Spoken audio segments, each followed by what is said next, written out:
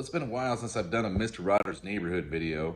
To be honest with you, I haven't completely disappeared off the planet. I just have been busy with getting the AHRA where it's supposed to be this year, schedule, rule book, tech stickers, the whole 9 yards, getting schedules ironed out with the track and events, picking up another track, which is good for the association, but really bad for my time for Mr. Rogers Neighborhood. So, but the other things that I've been kind of lacking on is to show you what projects are going on. Even though that, I haven't had time to do videos, that doesn't mean that the ball doesn't stop rolling, right? So there's always projects coming and going, things coming in the door, going out the door, things I'm working on, just continuing the process of getting rid of all these Buick engines in my garage. So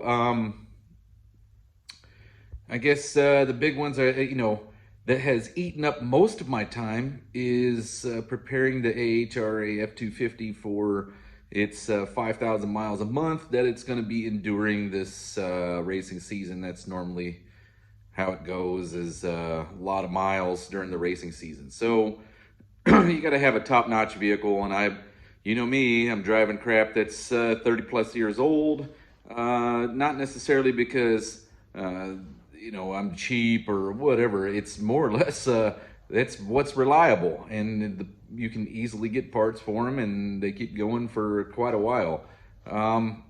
So I'll give you a rundown on what I'm doing with Lemon's car that you may or may not be aware that we have.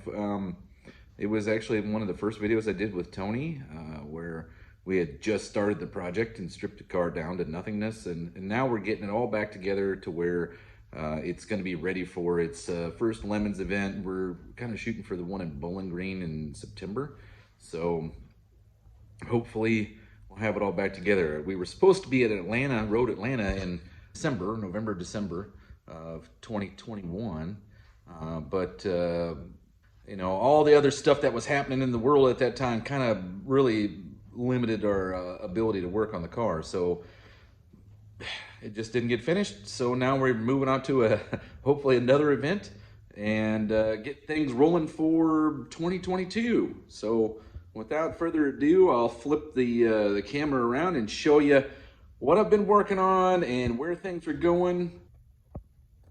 So here's the Mercedes. Nothing special. It's a pretty beat 95 Mercedes that my neighbor picked up just to get the transmission out of for his station wagon. And we paid, $750 for the car. His tranny rebuild was like $3,000. So this one had a relatively new tranny in it. And when we got done, there was nothing left of the car, really. I mean, there was quite a bit left of the car, but we sold most of it on eBay for Lemons. But what I did was we swapped in a Buick 350 I had sitting around. And I mean, I could have made it look nice, but that's not the whole idea of Lemons. The Lemons is functionality over form, right? So we dropped a Buick 350 in this 95 Mercedes. And if you're familiar with these cars at all, this is literally a monumental undertaking because they do have, normally right here is it'd be like a secondary firewall, I guess. It's probably for noise cancellation. I don't know. We ended up having to cut it all out. And then, of course, you see this huge patch here. That's where the heater box and everything is for these quirky little Mercedes. So we had to remove all that and patch it all up. But we put this Buick 350 in here, and it's virtually just a 71 Buick 350 with the oiling mods completed on the block because we figured we're going to be running it pretty hard. But all in all, it did fit in here fairly simply, with the exception of the oil pan, which you can't quite see well. Okay, you can see the very bottom of it down there. Yeah, that's right. All Buick small blocks are generally mid to rear sump. And the only mid sumps that were a 300 Buick in 64 LeSabre. Well, I guess 64, 65, 66, and 67 B-body cars. And that's because they had rear steer. I think actually in 65, the rear steer went away. But the sump still remained a mid-sump pan or center sump or whatever you want to call it. but we had to convert this one to front sump. And so what we did was we made an oil pan out of a small block Chevrolet drag racing unit that was just essentially just the bottom half of the sump. We welded it on the front. We changed our pickup direction from the rear to the front. And hopefully, I mean, it's already been broken in on the start stand, so it does have good oil pressure. I just don't know how long it'll last because these things are not really meant for front sump pan, but we'll see. I've never seen another front sump, but all right. So besides the Buick 350, we went with the tried and true turbo 400 transmission. Yeah, we're going to lose a little bit of power, but that's not the whole point of this thing. The whole point was just to get it going down the road at a reasonable clip for a very cost-effective $500 total, in the whole entire car is what you want to come up with. So yeah, I could have probably sold the parts off of the engine and made more than that, but I literally had $0 in the whole engine. When it was all said and done, it has new rings, which ended up costing me 75 bucks. But it's not completed by any means, so don't think of it as this is a ready to go Lemons car. But if you notice, I got 2 passenger side exhaust manifolds. That's the only way to make it fit in this Mercedes, because the Mercedes does have rear steer like your 64 LeSabre, but the steering box is literally in the worst spot imaginable for a Buick V8 swap. Okay, so we had to come up with some kind of plan. We matter of fact, the locating dowels that are on the locating tabs that are on the side of the block that normally is for the machine work in the foundry, we had to cut a 1/4 inch off of just one of those tabs to get it to fit in here. But all in all, it does fit well. Here's your low buck, high torque mini starter, which is, if you're a Buick fan, you know, 92 to 96 LT1 junkyard starter, mini starter supreme. So it's got a radiator out of a Lincoln Mark 8 with the fans on it. It's got the 2-speed fan set up, and then we got a diesel fan, a diesel Mercedes fan on the front that was in the junkyard. So it should stay fairly cool. We're figuring things out as we go, but we got the engine, the transmission in there, the drive shaft is in there that we made ourselves, so I don't know how straight it is. And it is sitting on the ground. Suspension's done, brakes are done, all of that stuff. What we've been working on recently is, and you can see all the windows are taped into place, and they have been for a year and a half. Roll cage, right? So Lemons roll cage requires like a stock car style roll cage. You can see our freebie shifter there. The Quicksilver that was about as rusted and fallen apart as you could possibly get, and a little bit of navel jelly and some WD-40. Got that dude freed up. We had to repair it, and we're just working on the cage right now. So that's kind of where we're at. But this is more or less, like I said, Thursday night. We just get together, we drink a few cold ones, and we put this thing together and have a good time. It will be running this year, hopefully, at a Lemons race, maybe near you. But all in all, that's one of the things that have been taking up some of my time. The other is, if you look on top of the car, there's tons of Buick parts up there that have been blasted, and I'm actually working at trying to get things together for the Buick Nationals, which is coming up in the beginning of May. That way I could take some stuff over there and sell it. Other crap that's on there is just projects I've been working on. I know that sponge looks like I've been washing cars, but I haven't. It was meant for that 455 that I had honed and prepped the block for home rebuild. But unfortunately, the weather didn't cooperate, so it's just sitting there. I didn't get a chance to wash the block out with hot water yet. The other thing here is, well, the first one's a Ford TPS, and the other one is something I made like 20 years ago. I called it an air adjuster for a Ford mass air fuel injection system. It's I've been working on Ford fuel injection for, believe it or not, 3 weeks. It's been kicking my ass to epic levels, and that's where I'll go next I'll show you what's been happening. Okay, so here is the AHRA truck, the F250. Probably the biggest pain in my ass, but I originally built this thing as a cheap second vehicle. We had a bunch of, my wife and I had some nice Volkswagen diesel and a Ram 150 with the Eco Diesel. Now all of them got caught up in Dieselgate, so I just made a cheap second vehicle, which is, there's some lightning seats and an armrest out of one of those luxury trucks, and it's a stick shift. It originally was an automatic, so it's got a ZF 5-speed manual now, and then it's really just a basic F250. It just has some of the nice to have pieces that I grabbed out of the junkyard in San Diego when I was living there. But the whole idea was, when I first started this project, I had all the parts accumulated to build what they called the Cobra R motor, which was a 351 Windsor, GT40 heads, the 3 bars, and then had the Cobra computer and the mass error system and all that.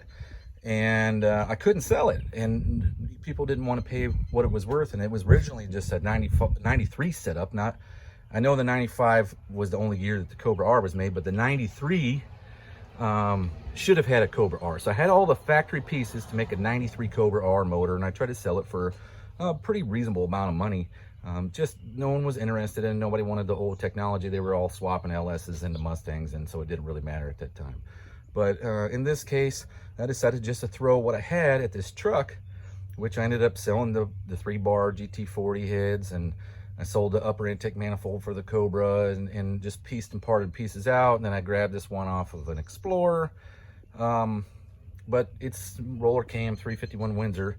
Now it's 393 cubic inches. But the idea was, when I put the whole truck together, was that a new truck is $70,000. And I thought, what would happen if you took $7,000 and threw it at something that was a tried and true platform, like this F250 that they made bazillions of? Could you come up with something that would pretty much be very on par with a new truck for $7,000, or even exceed some of the stuff that it does? The whole idea was 25 miles to the gallon, which is better fuel economy than a new truck. And we were shooting for, well, I was shooting for 350 horse and 510 foot-pounds of torque, which would put you in the category of like a Power Stroke diesel.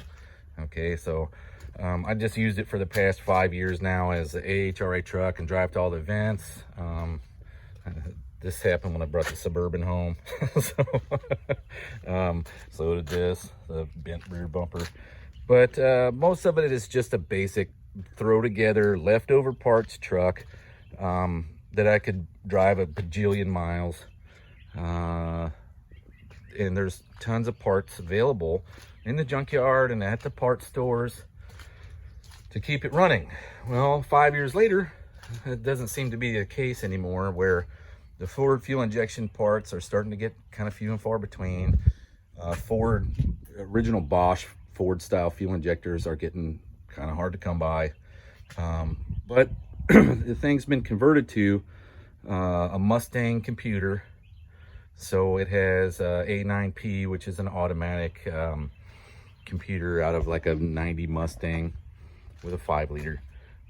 But I've been fighting cold start issues since I pretty much, last year I had a TPS issue where it actually ate the TPS. And ever since then it has never ran good.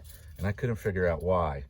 So after diving into the fuel injection, and then gas prices kept going up and up and up, because this thing required 93. That Cobra computer had a lot of timing in it and required 93 octane. And even though it's getting, it normally would get about 22 to 24 miles to the gallon with 93 octane. And I saw the way gas prices were going, I decided to focus on trying to get it running on 87 octane. So it originally had the Cobra computer in it and the Cobra mass air meter. and I converted it over to the Mustang style, so that's what it has now. And I know this mass air meter looks like, hey, it's missing a meter, but it's actually upside down. So but it's now just the stock Mustang stuff, and with some 24 pound/hour injectors. And I've been fighting cold start. It does run great when it's warm, but cold start for some reason has been kicking my butt. But today I think I might have it solved. We'll see, because I'm about to fire it up now, and we'll see how it goes here. Make sure that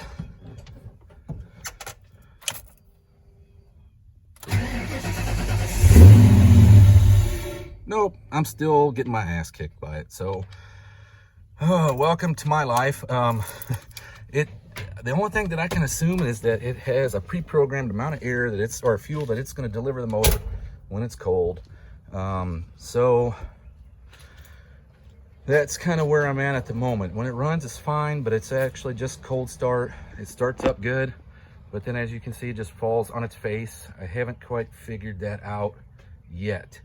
I know that I can lower the RPM of the engine down, and it will run and start running idle, but then it'll idle at like 500 RPM, and it seems to be happy. But 500 RPM is not necessarily enough to just where it runs well. I mean, it's actually below the Ford factory 750 CFM or a 750 RPM idle where they originally set it. So I did find that I had a bad engine coolant temperature sensor. I had originally went to the junkyard and got a MAF, and it was bad, and so I went and got another one, and that one seems to work. But it doesn't generally have any check engine lights. It's just this cold start is kicking my butt. So that's kind of where I've been at, and that's why I've been off the airwaves for a while. I probably need to get a chip burnt because it's way outside the Mustang parameters, feeding 100 more cubic inches, and then it's an automatic computer instead of a stick shift. I don't know, but I'll figure something out. It sat pretty much all year last year while I was using the Suburban to haul stuff, which was getting better fuel economy towing. On the open road, not so much, but towing, you know, I'd get 10, 12 miles to the gallon. This thing towing gets 9. So when we were pulling the camper around our travel trailer, it was returning better fuel economy with the Suburban. And then the wife's Expedition, of course, the water pump decided to start spewing water out. I think the 3.5 EcoBoost is literally has all of the gaskets in the cooling system are made out of screen door material. I don't know, because this thing for some reason just is a constant leaking mess. But that's kind of what I've been working on. So sorry to keep you at bay, and we'll get this video up and rolling just so you guys can see what's going on. I'll probably have another one here soon on the AHRA channel showing me getting ready for the season, but hopefully I get this Ford fuel injection thing figured out. And that's what's been needling me for a while. So until the next video, I'll see you later. Oh, hey, and don't forget, we're having an event called the No Name Nationals, Sykeston, Missouri, September 30th, October 1st. It's at Jeffers Motorsports Park. You can pre-register on nonamenationals.com. You can even buy pre-registered spectator tickets on there. You'll save yourself $5 on the spectator ticket. At the gate, it's going to be $20. Pre-registered is $15 a day. So make sure you head on over to nonamenationals.com and get yourself enrolled.